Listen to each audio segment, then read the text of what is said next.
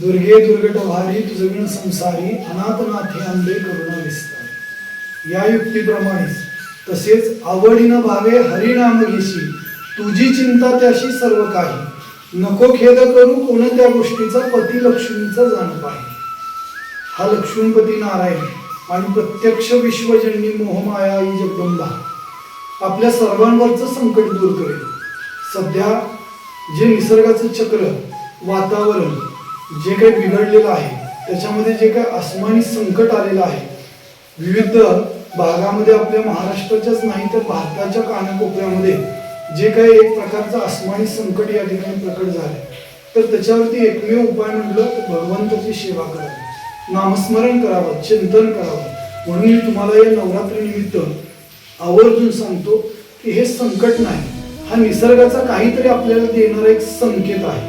म्हणून या संकेतावरती आपण मात करूया आणि तो कोणत्याही गोष्टीचा अमंगल अनिष्ट आणि विचित्र अशा घटना भगवंत घडवणार नाही, कारण आपण सर्वजण त्याची लेकरं आहोत। आणि प्रत्यक्ष आता नवरात्रीचा दिवस चालू कारण ती अनाथाची माय आहे आणि तो अनाथाचा भगवंत आहे आणि तो कधीही आपल्या लेकरांवरती कोणत्याही प्रकारचं विचित्र संकट टाकणार नाही। म्हणून एकमात्र आवर्जून करा ओम दुर्गाय नमः, ओम दुर्गाय नमः किंवा ओम नमो भगवते वासुदेवाय या मंत्राचा शक्य असेल तेवढा जप या 3 दिवसामध्ये आपण सर्वजण मिळून करूया। आणि आपल्या या महाराष्ट्रावरतीच नव्हे तर पूर्ण भारतावरती येणाऱ्या प्रलयकारी अशा आसमानी संकटापासून मुक्त करण्याची ताकद भगवंताने आपल्याला द्यावी आणि भगवंताची आणि आईसाहेबांची कृपादृष्टी आपल्या सर्वांवरती व्हावी। म्हणून भगवंताला आपण सर्वजण मिळून अनन्य भावे शरण जाऊया, कारण जळी स्थळी काष्टी पाशाणी तोच आहे। कारण हाती घेऊन या गदा करी माझ्या कर्माचा चिंता सच्चिदानंदा श्रीहरी।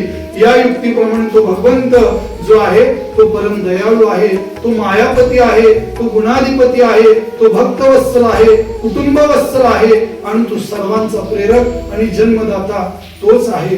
महाभगवती आणि महाभागवत अशी ही महाशक्ती आपल्याला या संकटापासून दूर करेल। म्हणून या संकटाला न घाबरता आपण भगवंताला अनन्य भावे शरण जाऊ आणि शक्य असेल तेवढ्या वेळा हा नाम जप करू आणि या संकटातून सर्वांना बाहेर काढण्याची ताकद परमेश्वर आपल्याला देवो आणि अनन्य कृपादृष्टी भगवंताची आणि त्या भगवतीची आपल्यावरती हो हीच प्रार्थना करूया। म्हणून मी सर्वांना विनंती करतो की या संकटाला न घाबरता भगवंताला अनन्य भावे शरण जाऊया, कारण त्याची आपण सर्वजण लेकरं आहोत आणि निश्चितच आपल्यावरती आलेल्या या प्रलयकारी संकटापासून भगवंत निश्चितच काही वेळामध्ये काही क्षणामध्ये आपल्याला यातून बाहेर काढेल।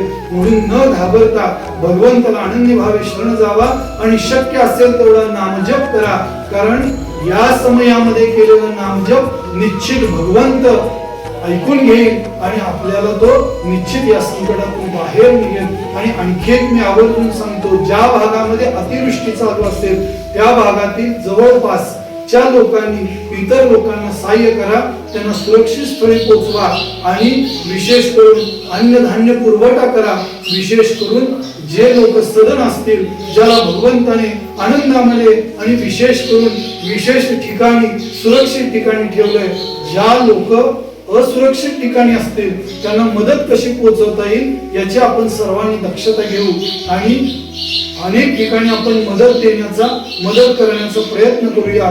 अन्नधान्याच्या रूपाने असेल, त्या व्यक्तींना सुरक्षित स्थळी पोहोचवण्याच्या ठिकाणी असेल, हीच खरी आपली शक्तीची आणि शक्ती देवतेची उपासना ठरेल।